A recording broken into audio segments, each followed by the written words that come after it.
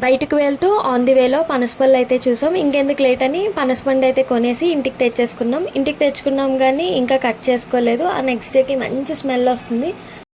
ఆ స్మెల్కి టెంప్ట్ అయ్యి ఇంకా పండునైతే కట్ చేద్దామని ఫిక్స్ అయ్యాం. సో మా హస్బెండ్ హ్యాండ్స్కి అలానే చాక్కి కూడా ఫుల్గా ఆయిల్ అప్లై చేసుకొని ఇంకా కట్ చేయడం స్టార్ట్ చేశారు. ఈ పండు తినడం ఈజీయే కానీ ఈ పండుని ఒలిచి తొనలు తీయడమే కష్టం. లైఫ్లో ఇలాంటి ఎక్స్పీరియన్సెస్ కూడా ఉండాలి కదా. అండ్ దట్టు ఇది సీజనల్ ఫ్రూట్, ఓన్లీ సమ్మర్లోనే దొరుకుతుంది. సో దొరికాక మనం తినకుండా ఆగుతామా చెప్పండి. మీకు కూడా ఈ పనసపండు అంటే ఇష్టమో లేదో కామెంట్ బాక్స్లో కామెంట్ చేయండి. ఇలా మా హస్బెండ్ అయితే పనసపండు అంతా ఇలా కట్ చేసి తొనల కింద అయితే తీశారు.